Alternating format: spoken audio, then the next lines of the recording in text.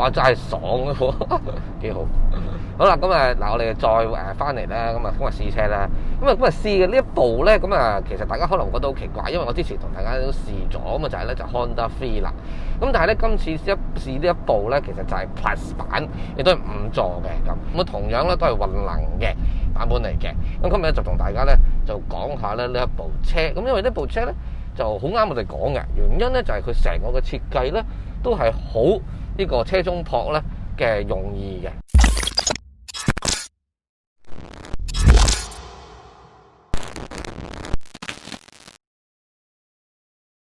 嗱，佢呢個尾箱咧，其實就係完全係為咗咧車 camping 啦，即係車中泊之用啦，亦都係 Free Plus 咧佢本身設計出嚟咧，其中一個最主要嘅精髓啦。佢左右兩邊咧，其實咧大家會見到咧有一啲咧馬仔咧，其實總共係20個。咁呢啲馬仔咧，其實咧就同我哋之前咧去介紹 Honda M 嘅時候一樣啦，就係咧放一啲嘅車中泊嘅套件咧，一啲戶外輪嘅套件可以一次過裝上去，甚至乎你自己想 DIY 想加裝，咁佢都可以預留咗個空間俾你嘅。咁另一方面咧就見到咧有2層嘅。OK， 咁如果大家見到官方嘅官網咧有啲相咧，就係咧佢將後排座位咧瞓低咗之後咧就可以瞓上去。佢而且下邊咧就可以擺咧你嘅日常用品啊、食品啊咁樣嘅，成件事好超好實用嘅。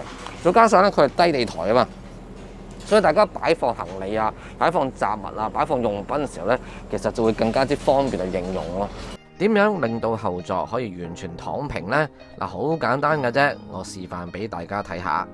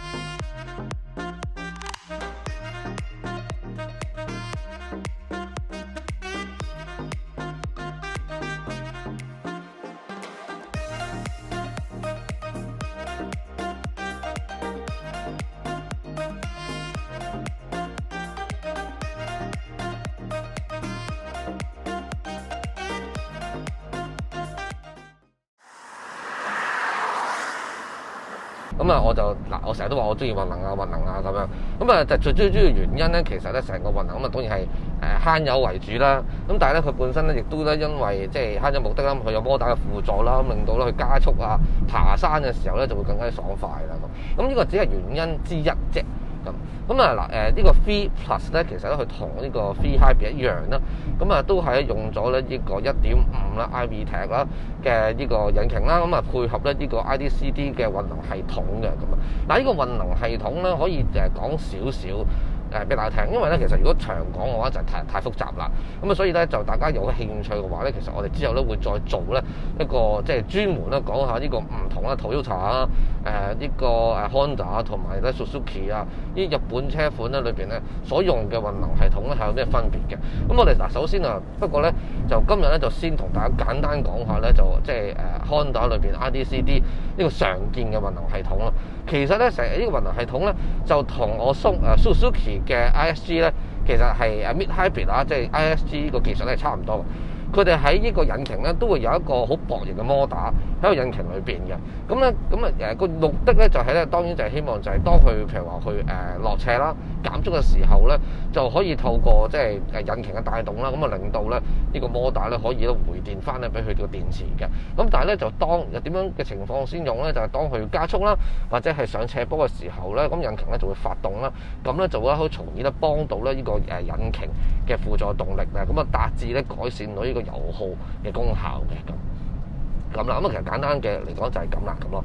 咁啊嗱，當然啦就係大家就可能好多嘅問題啦。咁 Toyota 嘅 THS 有咩唔同啊？咁好多問題。咁呢個咧我哋之後就長講啦。咁但係咧就 IDCD 最重要重點咧，除咗係薄型摩打呢個輔助改良油耗之外咧，其實個重點咧就係雙離合器。IDCD 最主要最要出嚟目的就係希望透過用雙離合器去達至到呢個加速啦，呢個性能嘅提升嘅咁。非常咧做到嘢嘅，我覺得佢哋一個嘅系統咁樣。嗱，當然背後嘅嘢，咁我哋之後再詳談。但係正常嚟講，呢件事我覺得係非常之有效率嘅配合咗雙離合器，因為咧一起步嘅時候咧，你大家就會感覺到呢部車咧好爽啊！佢個爽咧就係你踩落去咧就會發現到啦，佢解決咗咧好以往好以前一類型嘅車款咧起步嘅時候咧好立啊嘅情況出現啦。因為以前啊可能我係冇哈比啦，甚至乎哈比都用 CVT 嘅關係啦，咁所以咧喺起步嘅時候咧就會好立。咁啊嗱大家要留意翻呢部車嘅車身咧，始終用翻咁上下高啊。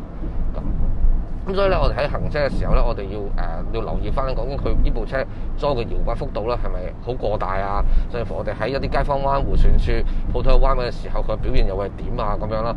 咁咧，我而家可以講咧，就係我暫時感覺到咧，如果我普通咁樣行車個街坊彎咧，其實咧佢嘅重心咧依然咧都係保持喺中間嘅位置嘅。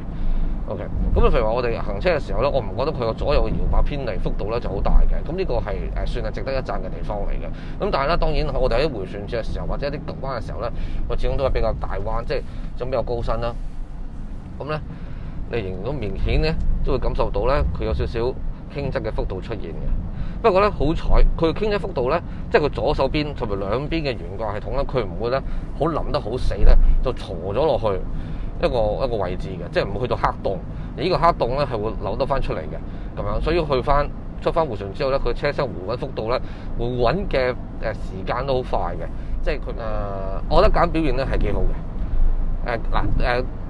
一定要同大家咧去講下，即係我自己點會覺得一啲隔音表現好嘅車咧，就係唔會話有太過刺耳嘅雜音嘅，因為咧呢啲一類型嘅車咧就始終都唔同歐洲嘅 SUV， 因為咧我成日都同大家講就係日本車同歐洲車咧，我哋要隔開去評，即係唔能夠用歐洲車嘅標準去評日本車，呢個係我覺得係非常之錯誤嘅，因為兩者喺造車嘅時候，兩者嘅嗰個取向有少少唔同嘅。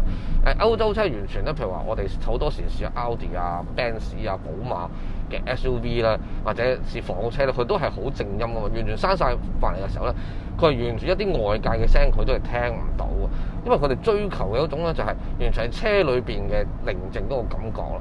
咁但係我有陣時唔係話咁中意呢一種嘅寧靜感覺嘅，即係確實係對於坐嘅人好舒服，但係對於揸嘅人係未必嘅，因為咧對於我哋揸嘅駕駛者嚟講，有陣時要聽到出邊一啲聲咧，其實我哋先有 aware 嘅，尤其我哋長時間駕駛啦。如果我有陣時我連咩聲都聽唔到咧，我就會好攰嘅個人就會好攰嘅。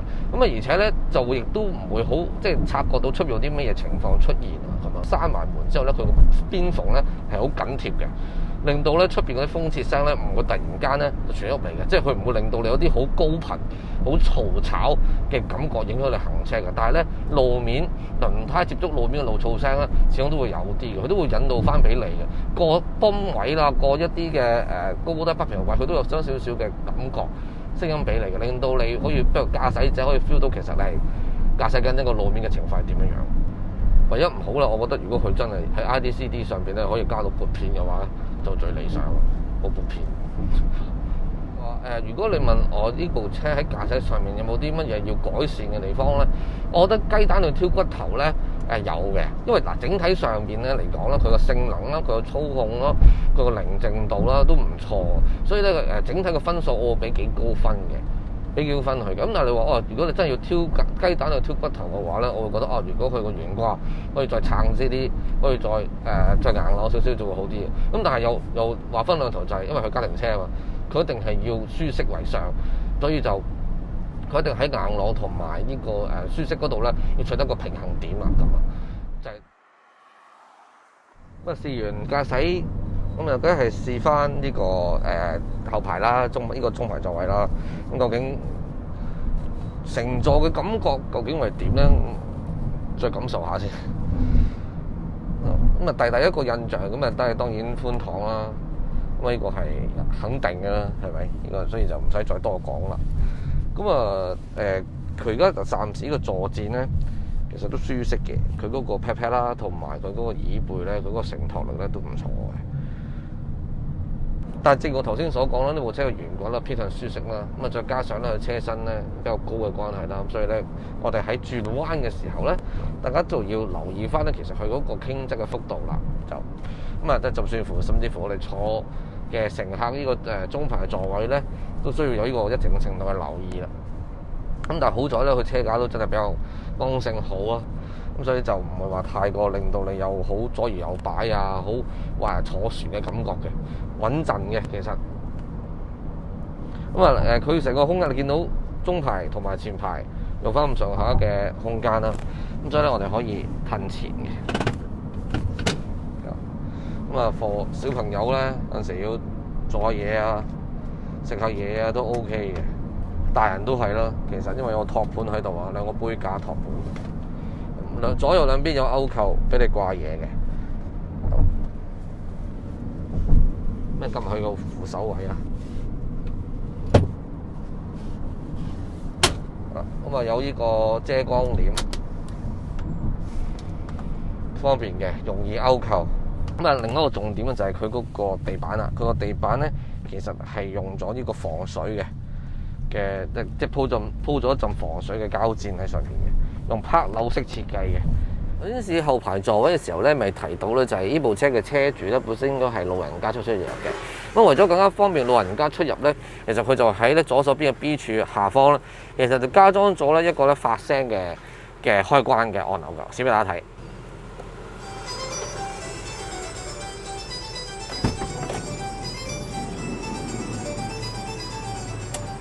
係啦，咁啊其實咧有晒音樂啦，咁啊嗰個掣咧又大個啦，咁啊可以方便咧老人家咧就知道咧其實咧就係開咗門啦，可以落車啦咁樣。閂門亦都好方便嘅，唔需要拉手把嘅，撳掣得噶啦。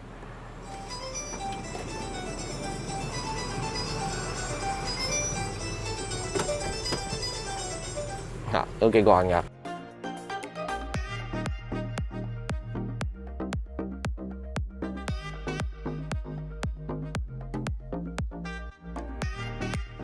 嗱，呢部車嘅內籠咧，其實咧我一直都覺得咧係OK 嘅，因為點解咧？嗱，呢一代咧嘅 3咧，其實個內籠其實咧你會見到用咗少少仿木嘅，咁啊係高級咗好多㗎成個感覺。咁雖然咧佢個設計啦，成個佈局咧都係同一啲家庭車大同小異啦，咁但係因為咧加咗少少嘅呢啲木上去啦，咁啊令到個感覺咧又可以提升咗少少啦咁樣。咁啊幾多中控嘅設計，車機加呢個冷氣調校加波棍，其實連結埋一齊㗎啦。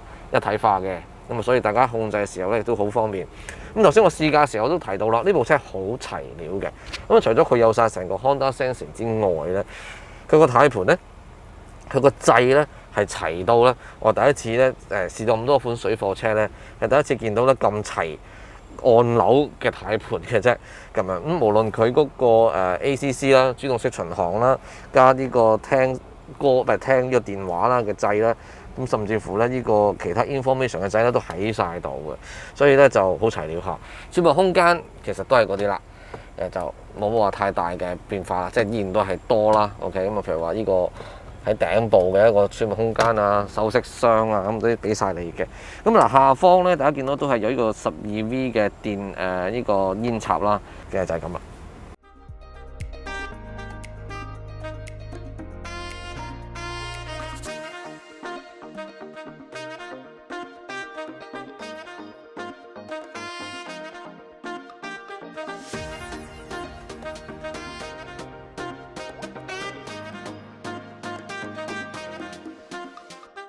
開頭以為 FreePlus 咧冇咩賣點，但係佢原來針對戶外活動同埋車中泊而嚟嘅。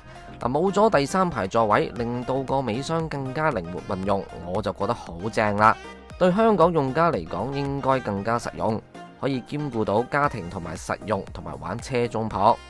不過問題係代理有行貨，雖然係7座版，但係咧就係小改款嘅版本。嗱，我就中意混能嘅。但係對於廣大車主嚟講，呢一點係咪真係咁重要呢？再加上車價呢個就係有啲啲嘅阻力位啦。